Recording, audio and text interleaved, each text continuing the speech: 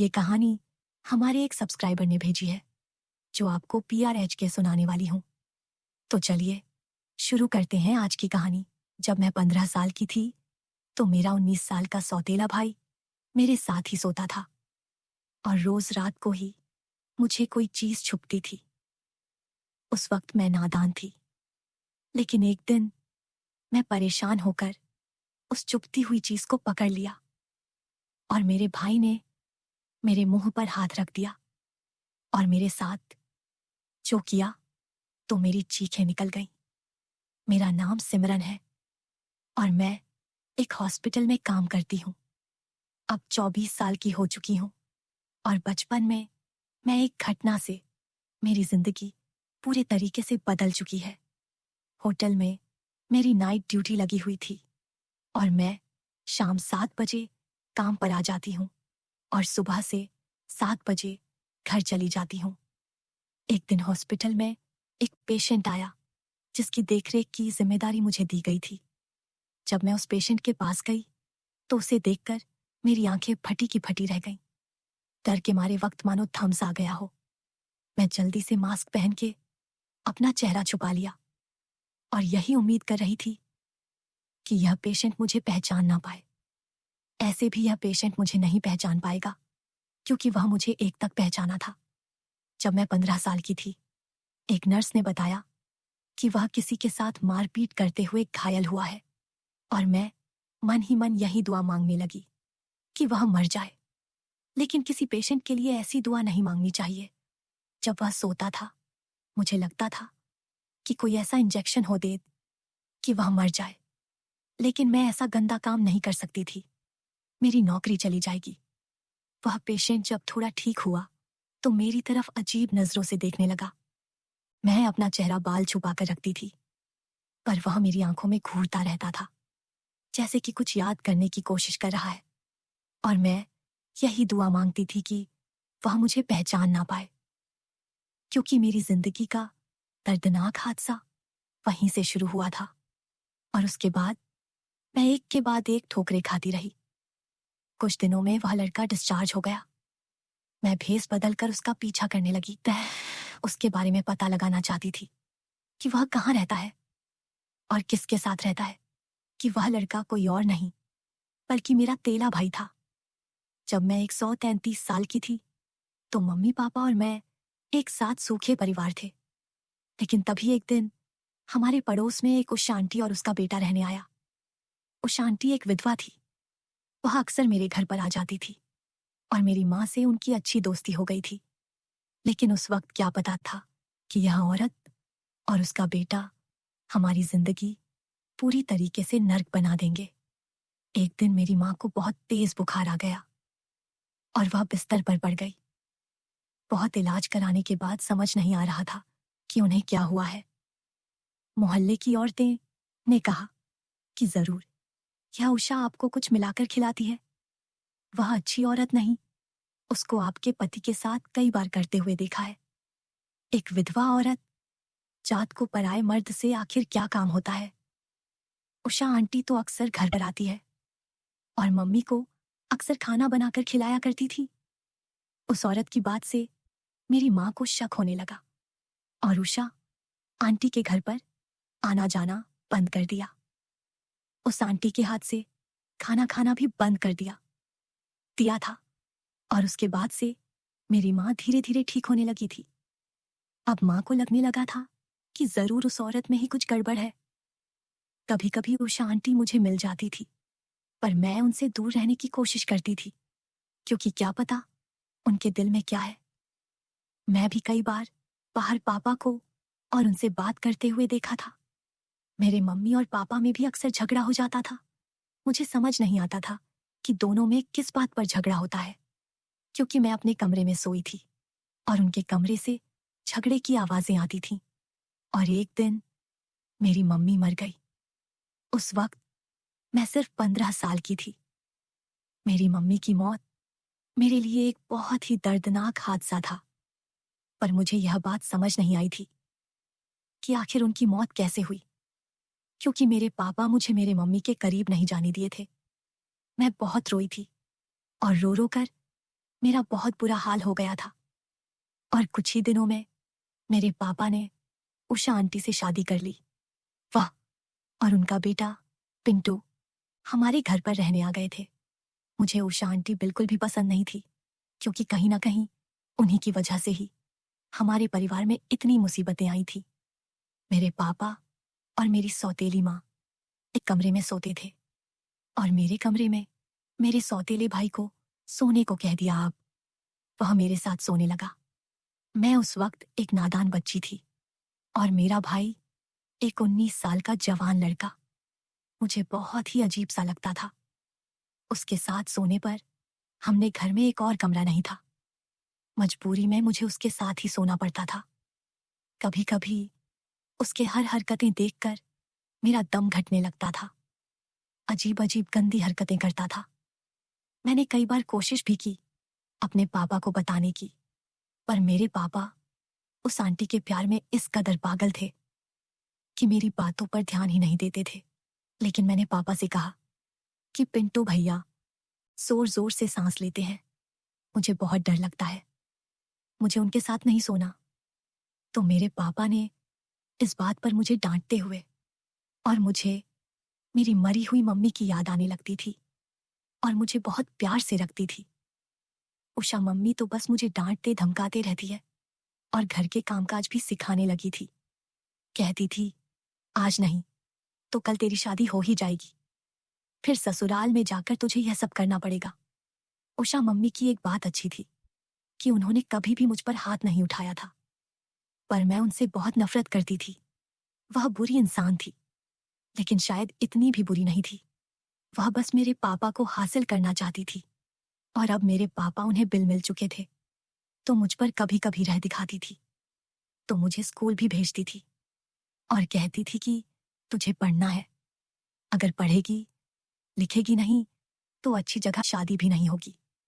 पर रात को वह मेरे पढ़ने के बाद घर का काम करवाती थी।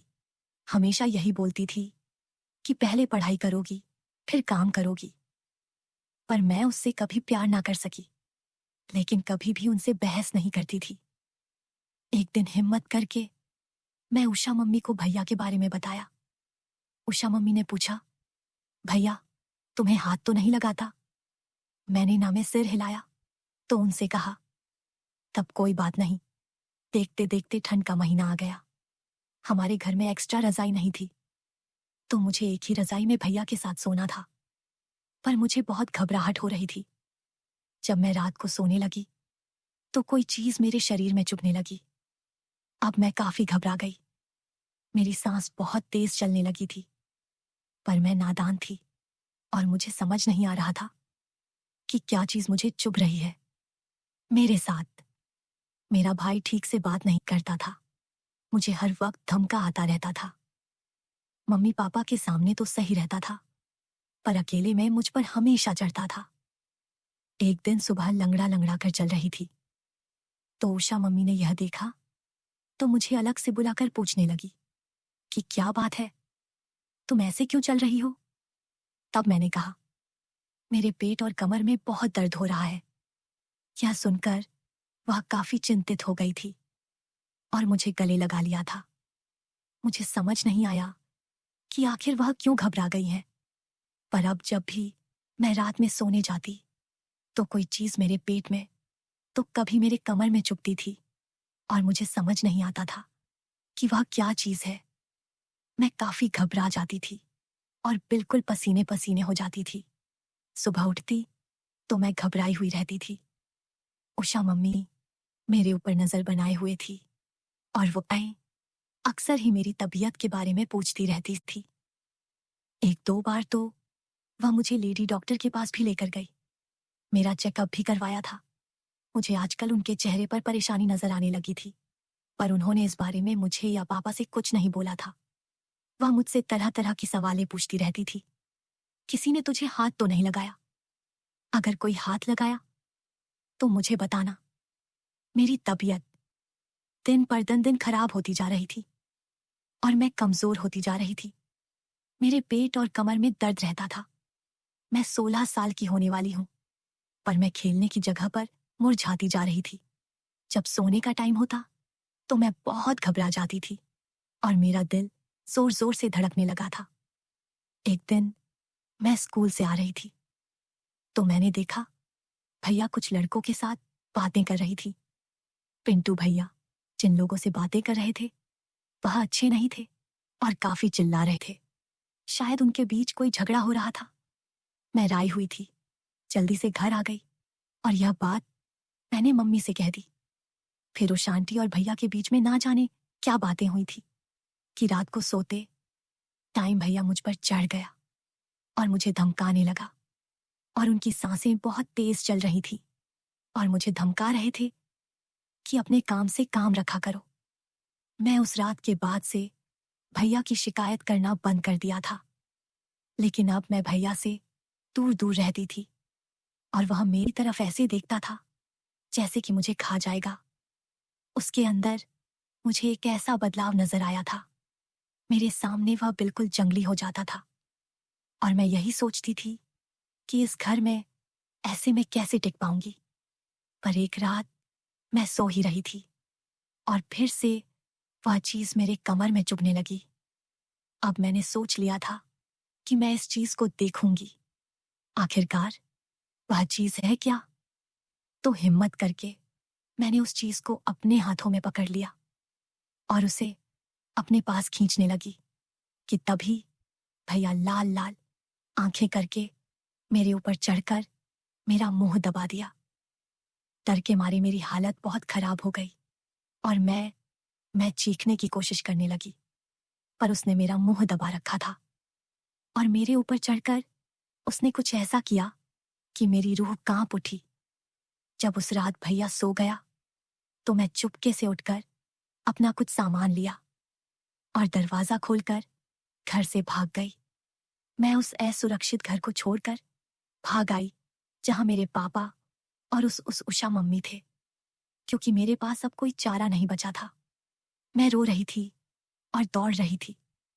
मुझे समझ नहीं आ रहा था कि मैं कहाँ जाऊं तो जाऊं कहाँ। तभी मुझे ख्याल आया कि पड़ोस के शहर में मेरी मौसी अपने 2 बच्चों के साथ रहती है। मौसी विधवा थी। मैंने सोचा शायद वह मुझे अपने साथ रख ले। मैं दौड़ती भागती गिरती किसी तरीके से उनके घर पहुंची।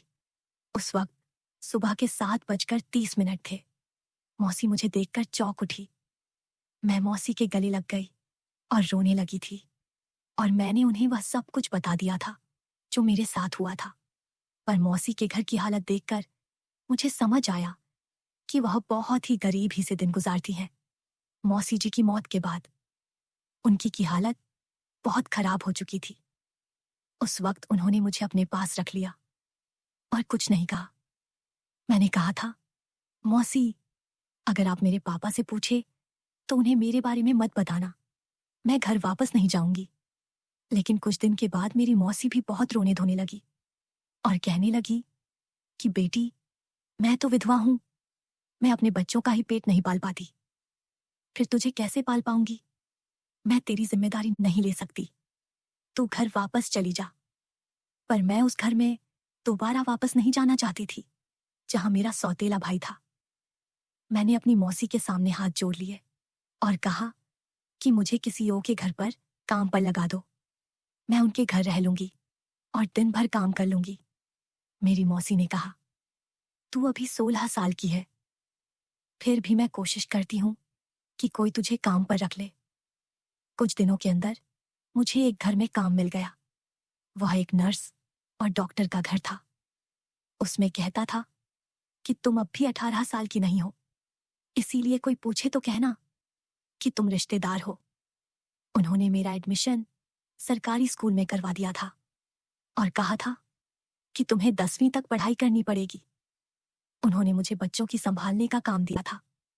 स्कूल से आने के बाद मैं उनके बच्चे को संभालती थी जो कि 3 साल का था। मैं वहीं से अपनी 10वीं की पढ़ाई पूरी की। उन्होंने मुझे रहने के लिए कमरा भी दे दिया था और मेरे कपड़ों का इंतजाम भी वहीं करते थे। बस मुझे उनके बच्चों को संभालना पड़ता था।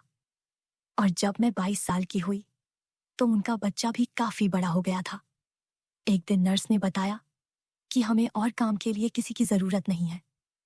तुम चाहो तो अपने घर वापस जा सकती हो। घर का नाम सुनकर मैं रोने लगी थी। तो उस नर्स ने पूछा कि क्यों रो रही हो, क्या बात है। तो मैंने सब कुछ बता दिया जो मेरे घर पर हुआ था। नर्स ने मुझे हॉस्पिटल में आया और मैं काम में लगा लिया और मैंने एक छोटा सा कमरा भी किराए पर ले लिया। मेरी जिंदगी में सब कुछ ठीक चल रहा था और मैं भी आगे बढ़ रही थी कि तभी मेरा अतीत मेरे सामने आ गया। मैं अपने सौतेले भाई का पीछा करने लगी थी। उसका पीछा करते करते मैं उसके घर तक पहुंच गई। मेरा सौतेला भाई थोड़ी देर घर पर रहा और फिर बाहर कहीं निकल गया। मौका देखकर मैं कमरे के अंदर गई। वहां देखा तो मेरी मम्मी पापा बैठकर चाय पी रहे थे। मुझे अपने सामने देखकर उनकी आंखें फटी की फटी रह गईं। उषा मम्मी तो तुरंत उठकर मुझे अपने गले से लगा लिया और कहा, बेटा तू कहाँ चली गई थी? हमने तुझे कितना ढूंढा पर तू हमें नहीं मिली। तेरे पापा की आंखों में आंसू आ गए थे। लेकिन तभी अचानक कुछ ऐसा हुआ कि मेरी रूह कांप गई। मेरी तेला भाई कमरे के अंदर आ गया था। जब उसने मुझे देखा तो कहा, तू वही आया है ना जो अब मुझे हॉस्पिटल में मिली थी।